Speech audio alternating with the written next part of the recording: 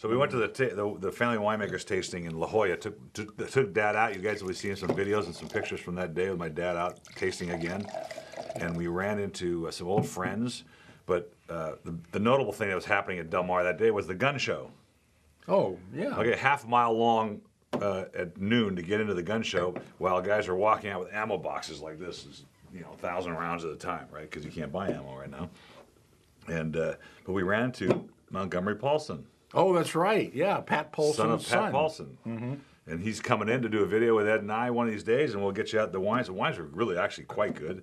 That's what I've heard. I haven't tasted him yet. We've been in contact to do some work together, and I'm dying to meet him because I knew his dad really well. He was a great guy, funnier than hell. He was one of the funniest people I ever met in my life. And I'll tell you this, Montgomery, when you meet him, you're gonna go, whoa, because he's got that same dryness. Oh, really? It looks like him. Yeah, it's really funny. This is Trebbiano Chardonnay from Toscana, actually. Mm-hmm. So Chardonnay not being part of the official grapes of that AVA, if you call it an AVA appellation. But it's they got to do something with the Trebbiano. You see, that's where the problem is. Trebbiano they used to have to put Trebbiano in Chianti because it needed acidity, and they didn't know how to grow red grapes with good acidity and still have flavor. When they learned how to do that, then they didn't need the Trebbiano anymore. So they had all these guys growing Trebbiano. What do you do with it? Well, now you got to concentrate on it and make it a decent wine on its own.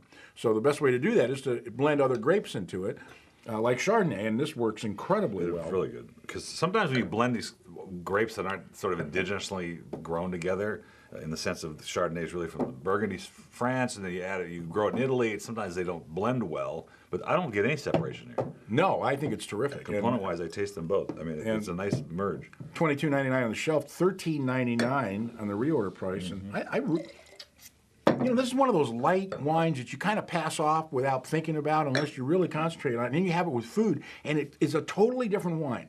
And I'm giving it a 95. I like 95 too, but what's it, Mission? Is it Mission bring that in? He's a great wine importer. Yeah, Mission Wines. Yeah. He's as Italian as you can get. He comes, I can barely understand him. He's so Italian. He has to hug me when he walks into the office.